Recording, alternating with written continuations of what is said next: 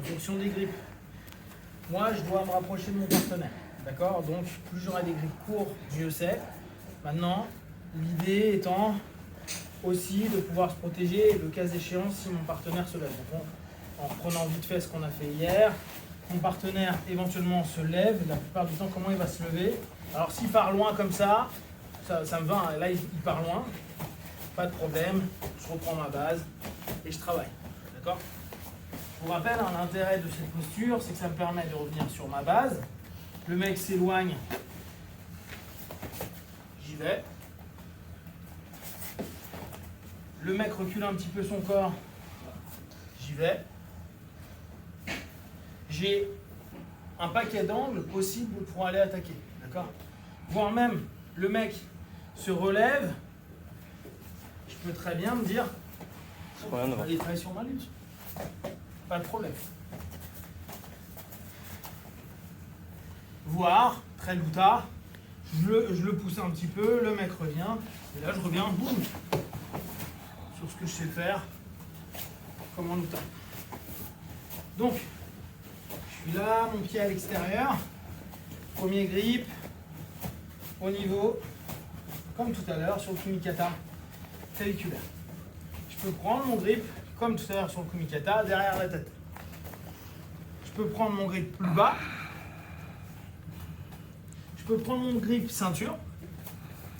Je peux prendre mon grip underhook, ceinture, ou comme en luta, avec le pied. D'accord? En fonction de ce qu'il me propose. Souvent, quand je vais être là, ce qu'il va faire, c'est vouloir me péter les grips. Donc, passer là, au niveau de la ceinture. Par contre, lui, il reviendra rarement. Donc, il va souvent reculer, voire même un peu se relever pour ça. N'hésitez pas, rapprochez-vous. D'accord? Vous vous rapprochez.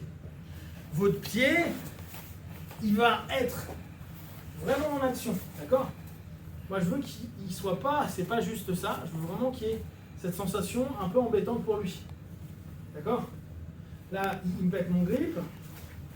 Je vais aller prendre. Je m'en fous. Là, s'il veut se relever, le fait juste que je l'embête là avec ce pied, c'est plus dur. Si je l'enlève, pareil, il va se barrer. Si je le maintiens, c'est chiant. Hein. D'accord? Après, même principe, hein, la dernière fois, je travaille, pensez arriver au moins à 90, coller le plus possible, si possible votre épaule. On revient sur ce qu'on faisait en luta. Mon épaule là, ça peut me servir pour me dire je suis bien collé. Si je suis là, ça va être compliqué. Dans ce cas, il faut que je compense avec ma tête. Souvenez-vous, c'est ce qu'on avait vu sur la luta. D'accord? Là, ça me permet de savoir que je suis plutôt bien collé. Si je suis trop séparé de mon partenaire, je ne peux pas le sweeper comme ça. Par contre, je peux le faire réagir. Admettons, il recule un peu. Je vais exploiter le fait qu'il recule pour retirer, moi, me hisser à l'intérieur. D'accord? Donc, je cherche à être collé. Si je ne suis pas collé, que le gars se barre, même carrément il veut se tirer ou il veut me péter mes grippes ou autre, n'hésitez pas. Je relève, je repars sur ma base, pas de problème. Voire je le lâche, je prends autre chose. Une fois que je suis collé, je cherche bien à être collé, je ramène, hop, comme on a pu le voir. Maintenant, on travaille avec notre partenaire. Ok, juste ça pour l'instant. Les différents grips. Voyez comment vous vous sentez. Les actions-réactions, il s'élève, il recule, il part. Et nous, on pense toujours de cette posture. J'ai ma base, de cette posture, je peux avancer.